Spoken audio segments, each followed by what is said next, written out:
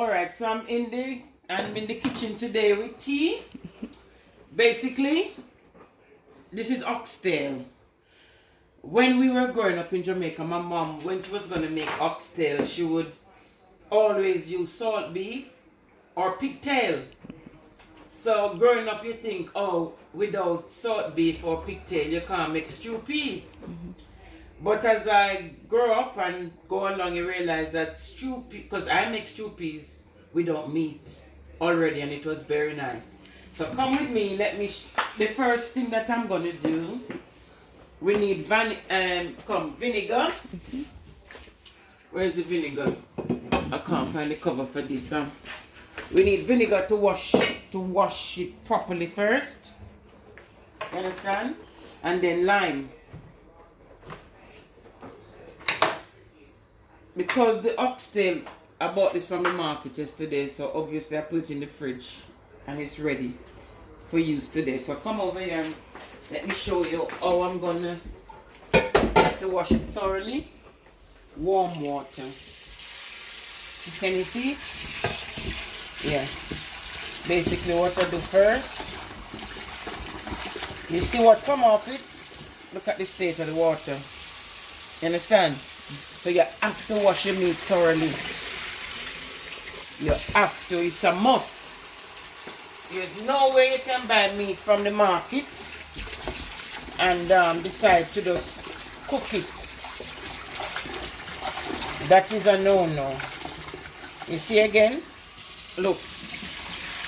Whatever is going into your tummy, you have to make sure that it's nice and clean. Yeah? So this is the vinegar that I'm throwing in it. The vinegar cut the rawness. It cuts the rawness. You know, sometimes people they cook food and you taste it tastes raw because the preparation wasn't done properly. Whenever you're cooking meat, the preparation, look at that. Very important. And then I'm going to use the lime now to sort of, the lime cut the rawness as well, but it's sort of to make sure what is going to your stomach is very hygienic and very healthy and clean. I don't really eat a lot of meat, but whenever I do, I always make an attempt to wash it very well. Very well. So normally, because you see I'm cooking, look again, you see? I mean, this is the third time I'm washing it and the water is still not clear. You know that it's clean. You know that it's clean when you when the water is not red anymore, but when the water is clear. Alright? So this looks like it's coming on. Or my grandmother used to say it's coming to come. Yeah. So your meat is nice and washed now. Yeah? So you see, there's no set amount of time that you need to wash it. As you wash it until it's nice and clean. You understand? So the next thing that I'm going to do, I'm going to put this to one side for now. Then, because I'm cooking stew peas, normally when you're cooking, this is red kidney bean. Oh, upside down. Red kidney beans, yeah? Normally, if I was cooking meat, I would actually season up the meat. You understand? And my problem is, I've got a problem. I don't measure things, I just use my judgment. This is about, that looks like a lot of peas, but I like, that looks like about half pint. Oh dear, this looks like a little bit over half pint. In Jamaica we used to have half pint, big Jill, all that sort of thing, but I just go with measurement. I like red peas anyway. And it's the same, you have to sort of wash the peas like you're washing clothes. Wash the peas. Wash them. Wash them. Just to make sure that when it's going in the pot, it's nice and clean. You see all those little bits that come off the peas? Yeah. For any avoidance of doubt, you wash it again. Alright? And that's your peas. That's your peas nice and clean, alright? So, what I'm going to do now, I'm going to add some water to it. Okay.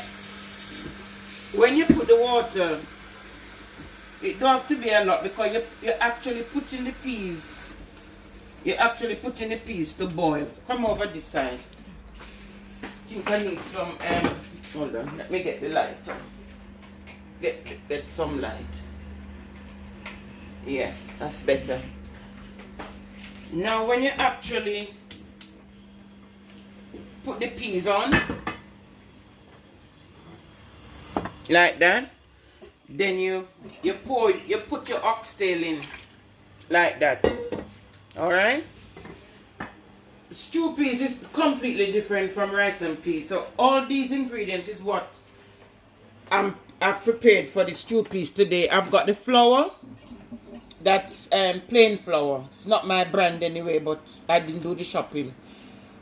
This is Tesco plain flour, maybe a cheaper version than the normal flour that I would use, but it will do for now. You got the Jamaican coconut cream. You have a choice of using the native coconut. You can grate it, and you can focus here for now. Focus on the this, because I need them to see what seasoning to get prepared. So this is the coconut cream. That's the sweet pepper. That's for later on when I'm seasoning it. But for right now, I'm gonna use the pimento and the garlic. So these are very important at the beginning. You understand me? These are very important. So what I'm gonna do right now is I'm gonna peel these garlic. I'm gonna peel them, peel off the shell.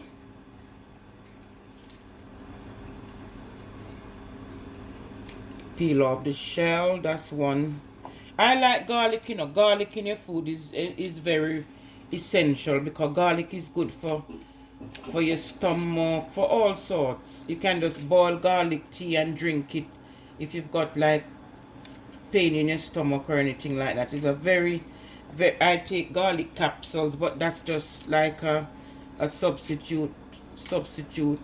The best way to get the best result from garlic is better to boil it. Like I said, I put garlic in everything that I'm using. So even though I'm gonna put these in and they're gonna be boiling down with the peas, you understand, I might put some more later on too. So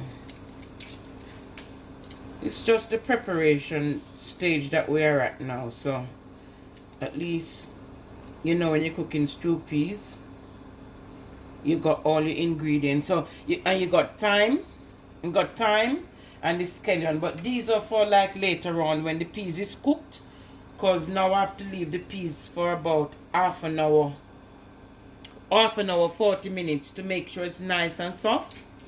You understand? It's similar to when you're cooking rice and peas. You'll see my previous videos how I prepare my rice and peas. You understand? Stew peas when I was growing up was my favorite.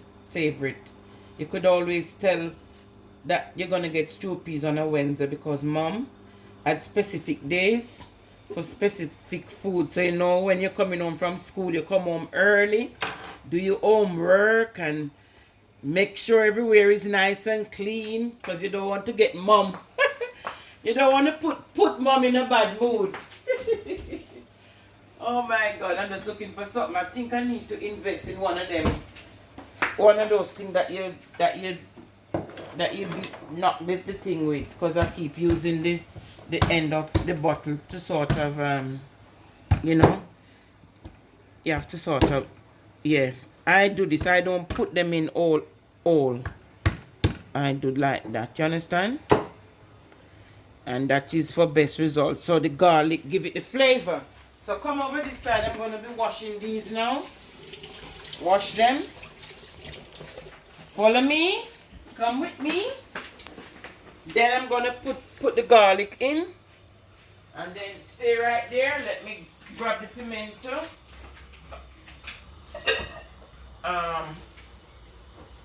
About this amount. Look. About that amount of pimento. Now you can either grind these out until it become powdery, or you can put it in oil, because it's really about flavoring. Pimento is a very essential spice that we use over the years to put in rice and peas soup, stew peas and stuff like that. You understand?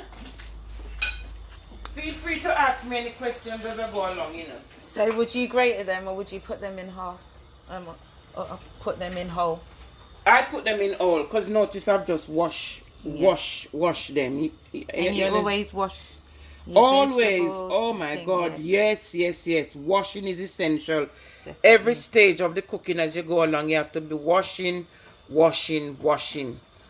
You know, that's why my mom, throughout her life, she didn't have takeaway. And even now that if I go to Jamaica and I'm taking her out for a takeaway, she's very reluctant to eat from people, because food preparation is very essential. You understand?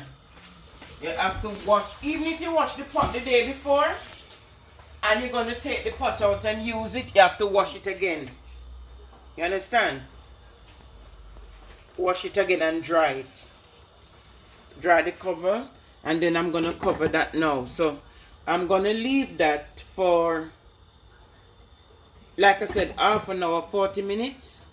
And then I'll come back, because when you test the peas when it's soft, you can actually soak the peas from overnight.